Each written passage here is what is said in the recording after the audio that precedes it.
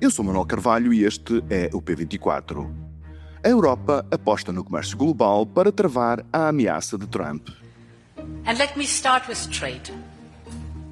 Prime Minister, distinguished friend, we did it. We delivered the mother of all deals. We are creating a market of 2 billion people. And this is the tale of two giants. The world's second and fourth largest economies. Two giants who choose partnership in a true win-win fashion. As palavras da Presidente da Comissão Europeia, Ursula von der Leyen, no final da ronda negocial encerrada esta semana com o governo indiano, em Nova Delhi, ficam para a memória futura. A parceria entre a segunda e a quarta maiores economias do mundo é a mãe de todos os acordos, disse von der Leyen. Ao reduzir ou eliminar tarifas nas trocas comerciais entre estes blocos, cria-se uma lenda de dois gigantes apostados em defender o interesse mútuo através da negociação e do livre comércio. A mensagem, decisiva e clara, dirigia-se aos 2 mil milhões de pessoas que, na Europa e na Índia, vão beneficiar do acordo. Mas dirigia-se também ao inquilino da Casa Branca, que se tem empenhado em abolir ou destruir a ordem económica baseada no multilateralismo e no comércio global livre. Tanto como um interesse económico, o esforço da Europa para fechar processos negociais que duram há décadas envolve outras preocupações. Contra a geopolítica das esferas de influência, a União Europeia insiste na bondade do comércio livre com todos. Foi com base nesse empenho que fechou o acordo com o Mercosul, que, entretanto, os lobbies do Parlamento Europeu trataram de adiar por mais um ano, pelo menos. Foi também com base nessa visão, que conserva a ordem multilateral e global do mundo, que fechou o acordo com a poderosa Índia. No futuro próximo, as exportações europeias para a Índia, que rondaram os 114 mil milhões de euros, poderão crescer mais 16 mil milhões, de acordo com uma estimativa do Allianz Bank. Os carros europeus, que pagavam taxas de 110%, passarão a pagar 10% até um limite de 250 mil viaturas exportadas por ano. E Portugal pode beneficiar, como todos os outros países, entre outras exportações, com a baixa de impostos alfandegárias a máquinas ou equipamentos e também aos vinhos ou aos azeites. Rita Cisa, jornalista e correspondente do Público em Bruxelas, acompanha a par e passo a estratégia europeia neste novo mundo multipolarizado e incerto. A Rita tem uma longa carreira no acompanhamento das grandes mudanças tectónicas da política internacional. Antes de ir para Bruxelas, esteve anos em Washington como correspondente deste jornal. Este é o P24, o seu dia começa aqui. Viva Rita Cisa, muito obrigado por te juntares ao P24, um prazer ter-te aqui connosco. Durante anos a fio, a União Europeia andou a negociar pacientemente acordos comerciais com o bloco do Mercosul ou com a Índia, que pareciam de alguma forma estar condenados a ficar na gaveta, demoraram anos atrás de anos. Mas de repente as negociações aceleraram e chegaram a bom termo. Caso para dizer que a Europa despertou para um novo mundo mais tenso e incerto e tem que acelerar neste tipo de encontros e de negociações? Não sei se acordou, acho que acordaram todos, mas na verdade a aceleração acontece, mas enfim, é uma aceleração que se nota muito no último ano, mas que já vinha de trás. Não se pode dizer que a União Europeia de repente tenha descoberto esta sua vocação de estabelecer parcerias comerciais e de tentar fazer acordos um pouco por todo o mundo. Isto já vinha de trás. Os casos do Mercosul e da Índia são paradigmáticos porque são os maiores. Os mais importantes, claro. Os maiores acordos que a União Europeia já negociou, mas há uma série de outros que estão mais ou menos na mesma situação, não é? Enfim, houve negociações. Eu hoje fui espreitar a página das negociações comerciais da Comissão Europeia. A Comissão tem 44 acordos comerciais assinados com 76 países. Na verdade, não não é? Quer dizer, isto dá um bocado a dimensão desta rede que se procurou estabelecer. Mas de qualquer forma, Rita, isso quer dizer que de alguma forma há muitas pessoas que fazem uma associação entre as tarifas de Trump, os novos desafios mundiais da administração de Trump, é esta aceleração da União Europeia. Aquilo que tu estás a dizer, portanto, é que pode haver uma aceleração, mas esta tendência, portanto, de criar parcerias bilaterais por parte da União Europeia já vem de trás. Mas vem de trás de quando? É possível situarmos isso? Sim, vem muito de trás, enfim, as negociações do Mercosul começaram em 99. Mas lá está, mas demoraram anos e anos e anos e anos, portanto o acordo com a Índia esteve parado 13 anos. Exato. O Mercosul é um caso um pouco à parte, porque o Mercosul, desde 2000 até agora, tornou-se criptónite político em França, não é? E, portanto, o atraso nesse caso não tem tanto a ver, enfim, com uma espécie de... Ou melhor, o atraso, digamos, a rapidez na conclusão desde que Trump regressou à Casa Branca não tem tanto a ver com... Não é muito por aí que eu estabeleceria a ligação. No caso da Índia, sim, francamente, é uma reação dos dois lados à nova postura comercial e à nova política económica da administração Trump, claramente.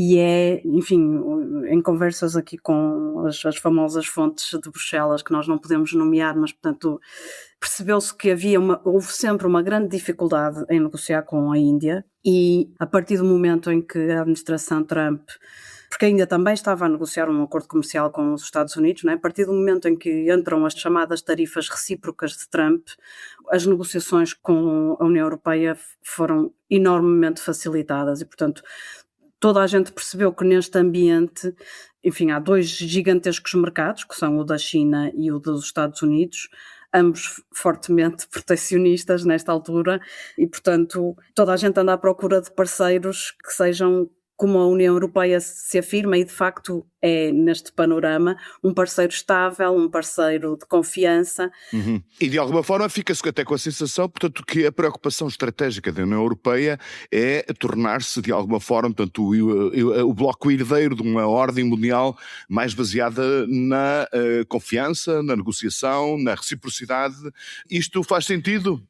Sim, nas regras da OMC, em todas essas coisas. Mas há aqui quando estávamos a falar desta tendência agora para procurar novos mercados, enfim, não é propriamente uma tendência, mas, quer dizer, é a tendência nesse sentido em que vem de trás. Eu acho que houve aqui um outro fator que antes da segunda administração de Trump, portanto, coincidiu com o final da primeira administração de Trump, que foi a questão da pandemia. E, portanto, temos aqui dois eventos, dois choques no sistema, que mostraram claramente à União Europeia que o caminho que o presidente de França andou desde o princípio, desde que chegou ao Eliseu, a defender de autonomia estratégica, soberania, de procurar diversificar as fontes de abastecimento e reduzir estas dependências que são nocivas. Estes dois grandes choques demonstraram que ou seguiam por esse caminho ou então não iam conseguir reagir, iam ficar completamente, digamos, encurralados entre estas duas grandes forças dos Estados Unidos e da China. Depois tivemos ainda um outro fator adicional, que foi a agressão da Rússia contra a Ucrânia, que veio ainda baralhar mais estas contas, porque veio acrescentar a dimensão da energia e da dependência energética que a União Europeia tinha da Rússia a este caldo.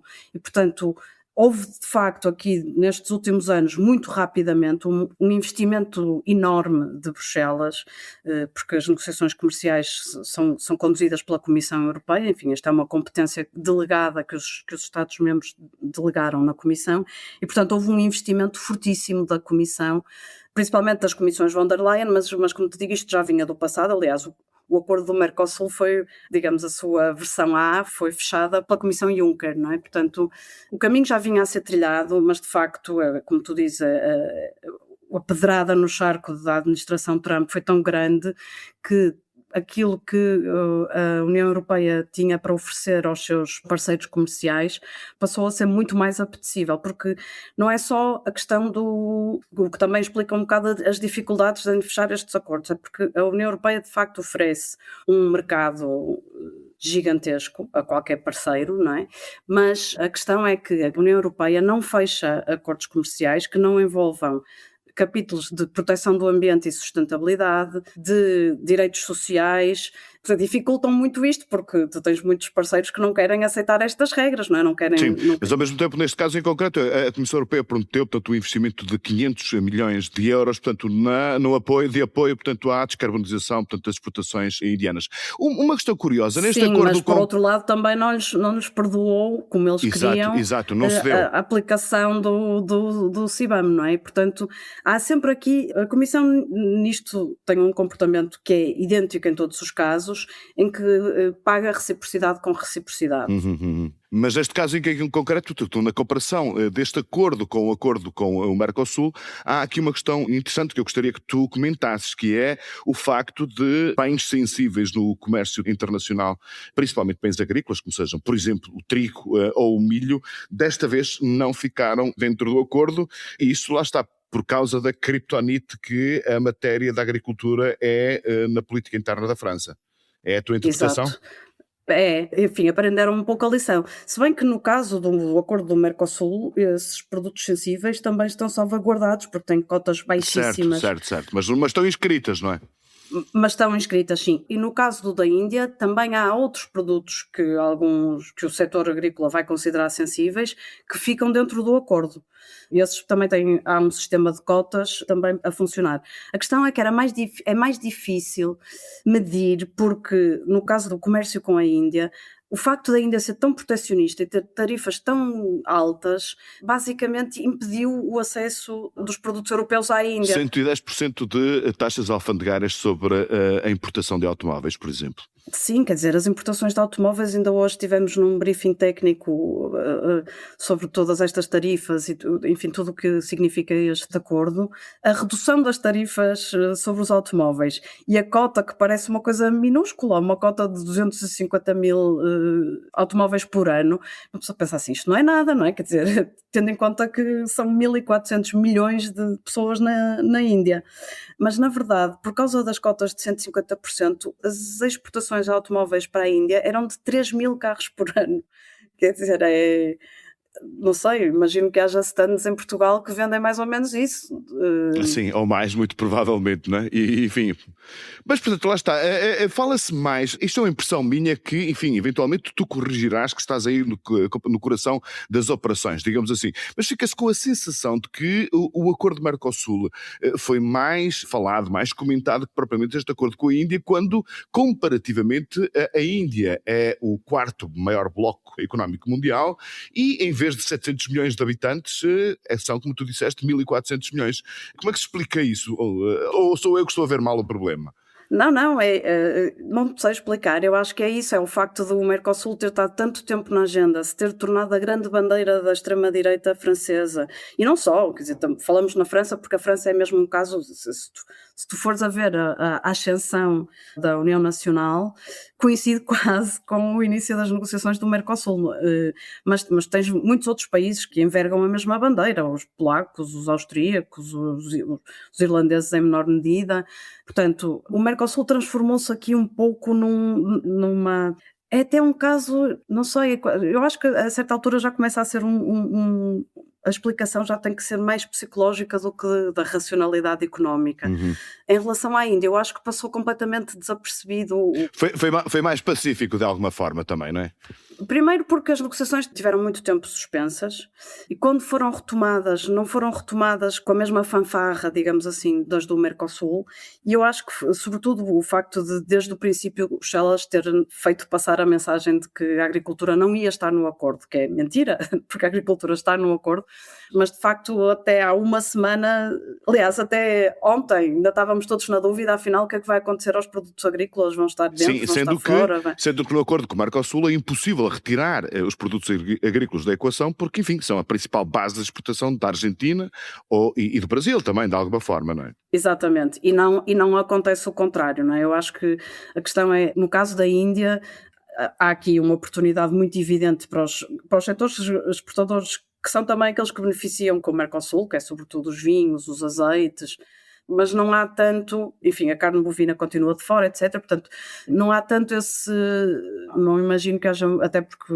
carne bovina eles não comem, não é? muito, exatamente. Portanto, não há tanto do lado do mercado europeu esse receio do que pode vir do lado da Índia, não é? Aquilo que podia acontecer, há umas partes nas frutas, mas claro, há a soja e o açúcar e o arroz, etc. Mas não há tanto essa percepção de que eles vão inundar o nosso mercado e que vai haver aqui uma concorrência desleal. Portanto, eu acho que é um pouco isso que justifica, e também o facto, enfim, neste contexto de incerteza provocado por Trump, a União Europeia ter aqui a oportunidade de abrir um mercado, ou de criar um mercado conjunto. Não é propriamente uma zona de comércio livre total, mas é praticamente uma zona de comércio livre. É um passo e pode ser uma alternativa importante, tanto que, enfim, as contas, portanto, alguns analistas dizem, portanto, que a Europa pode recuperar pelo menos um quarto daquilo que potencialmente pode perder com as tarifas, com o comércio norte-americano por causa das tarifas. Rita Cisa, queria agradecer muito a tua passagem aqui pelo P24, foi um prazer ouvir-te e falar contigo. Um abraço aí para Bruxelas e até breve. Até breve.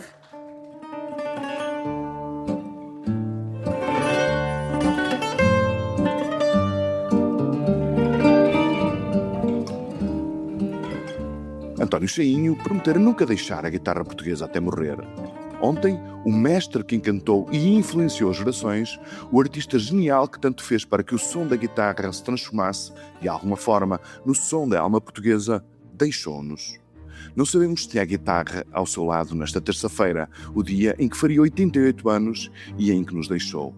Sabemos que teve uma infância de pobreza no Alentejo e uma carreira brilhante que o levou aos palcos do mundo e a parcerias com gente diversa como Maria Bethânia, Paco de Lucia, Kepa Junqueira, Sara Tavares, Pedro Brunhosa, Ana Bacalhau ou Paulo Flores. Cheinho partiu, oxalá com a sua guitarra, mas deixa-nos um legado extraordinário. Também por sua causa, há hoje novas gerações de guitarristas que perpetuam esse som extraordinário como algo com uma origem e uma identidade que ele tanto ajudou a construir. O P24 regressa amanhã. Tenha um bom dia.